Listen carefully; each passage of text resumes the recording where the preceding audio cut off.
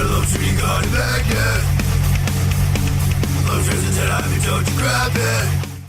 Welcome to Lobster Magnet's Review the Channel, the review. I am here to review Episode 5 of Game of Thrones, Eastwatch. Yeah, I'm actually getting this one slightly a little bit more timely than my other things, because good old post office delays things for me. But it's really funny, looks like we're, what are we getting? Some kind of Suicide Squad? What does the North think they're making? Is it a Suicide Squad? So for this episode, in tribute to our Northern Suicide Squad, I'm probably gonna there are all these fan art and fan trailers of Suicide Squad Game of Thrones mashups. Hopefully I won't get ID blocked for them. I shouldn't, because they're, clips of other things, but yeah, I'm of two opinions on this. I'm on one hand, on a page value, it sounds really awesome. It's what if I told you that Jon Snow, Gendry, Jorah Mormont, Tormund Giantsbane, the Hound, Thoros of Myr, and Beric Dondarrion were going on an expedition to the north to bring back a white in a, no-holds-take-barred fucking suicide mission to the, Great White North. It sounds like the most awesome fan fiction you could ever want. And on one hand, there's the philosophy that, we would never, ever see this actually happen in the Game of Thrones books, or, the Song of Ice and Fire books. But on the other hand, it's sort of, nice to see, the two showrunners, David Benioff and WB something or another, they got all these tools in their sandbox. Why not use them? Why not make use of them as opposed to just having them sit there?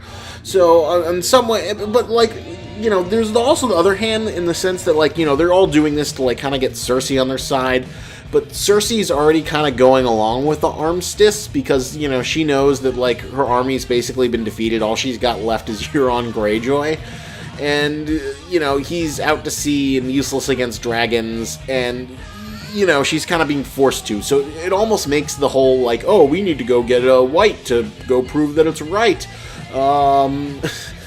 Seem the suicide mission almost seemed kind of pointless to get, someone who, as far as they don't know it, but, we know is kind of on their side because, I'm sure in Cersei's mind, and maybe in the final episodes, her belief is that, she can use this to her advantage. It's I've got the unbeatable army of the dead, and I've got this unbeatable dragon queen with 3 fucking dragons. Okay, you can go off fight here, and then, I'm gonna rule over what's left. And that sort of, feeds into my frustration of Cersei as a character this season. I don't like the fact that she's continually being rewarded for her, bad decisions. She's not a smart character. She's not good at playing the Game of Thrones.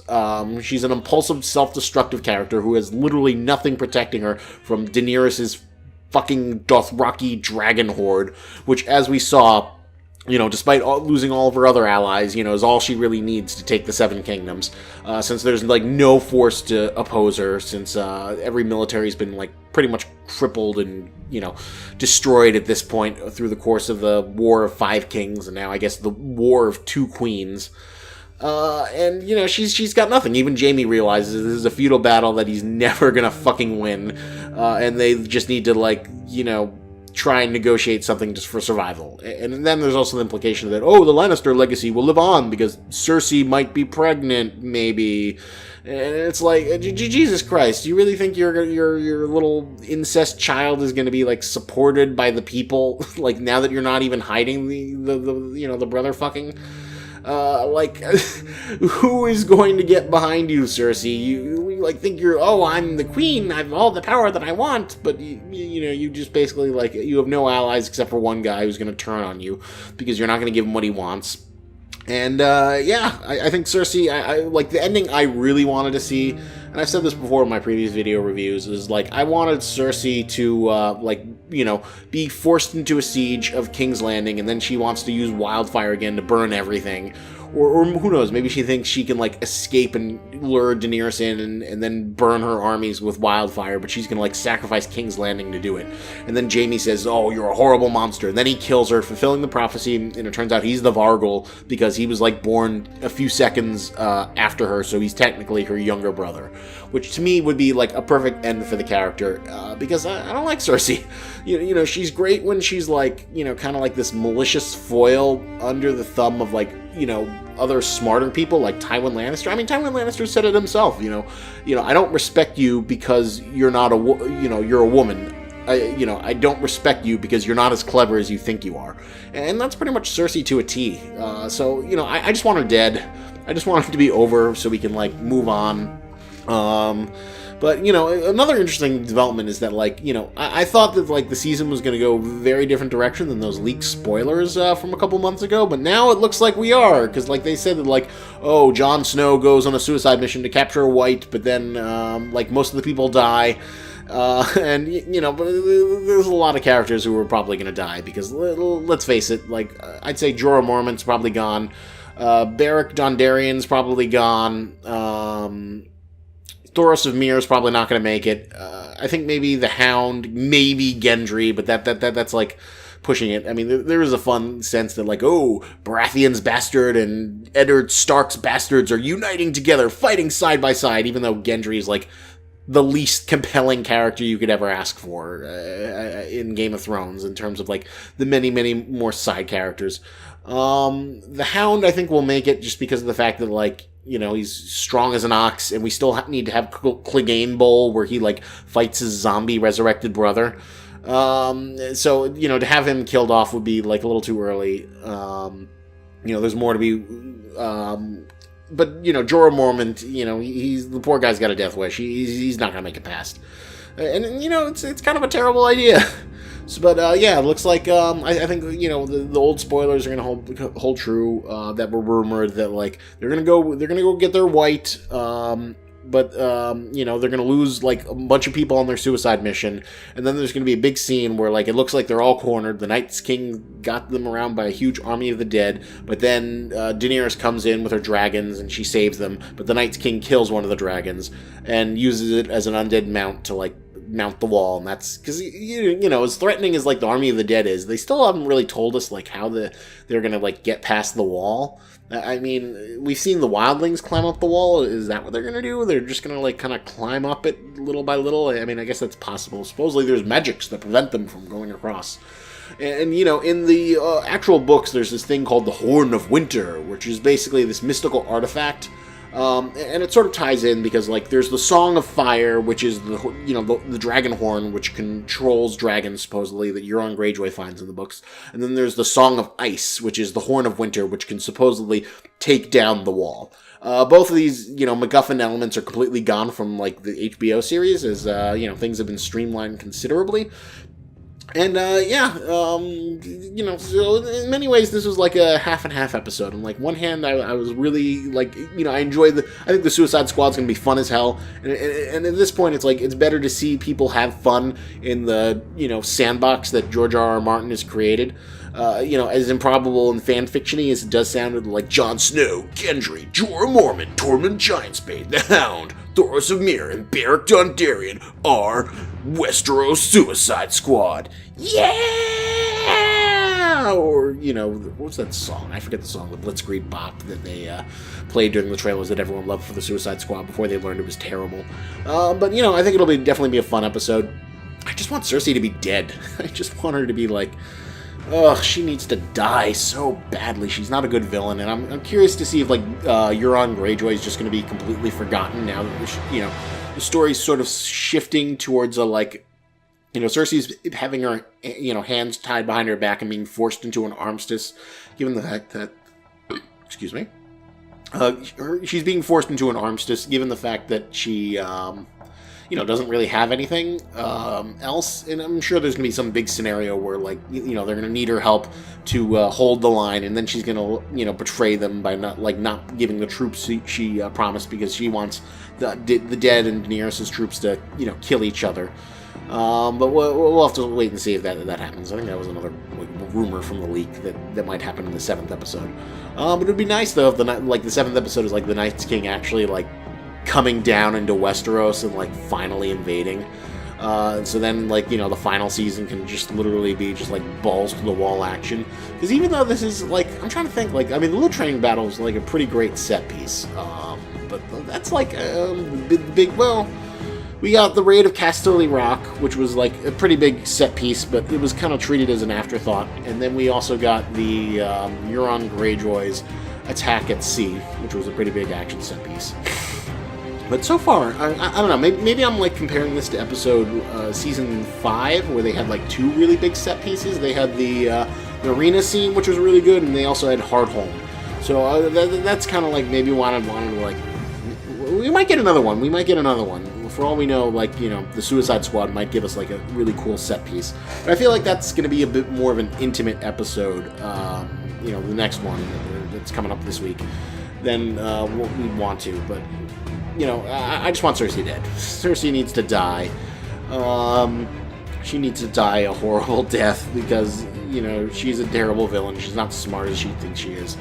And, you know, I guess Lena Headey is still considered to be, like, one of the leading cast members. So the idea is that, like, you know, she's deserved the right to... I think she got a contract to, like, last till the end of the series, so...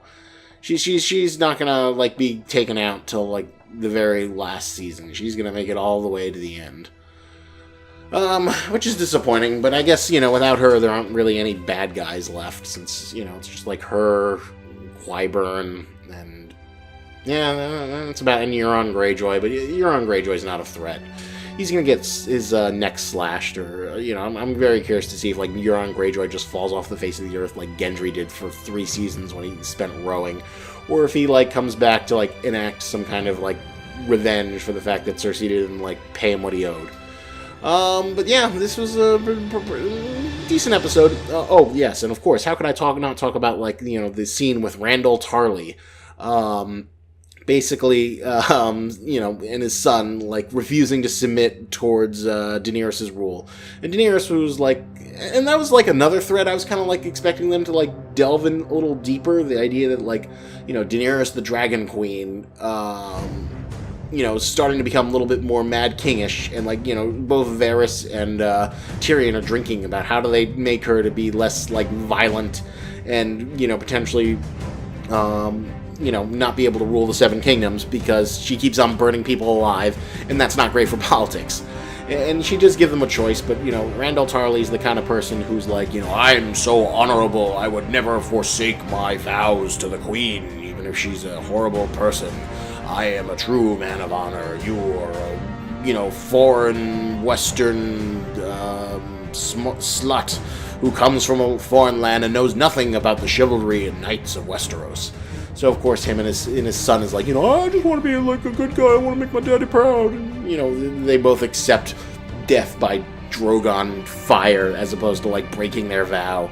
And then, of course, Cersei, like, convinces, you know, not Cersei, Daenerys convinces everyone else to, like, bend the knee. But, yeah, it's not going to get her a lot of support. But, hey, who needs, you know, to win the people's hearts when you have, you know, motherfucking fire-breathing dragon?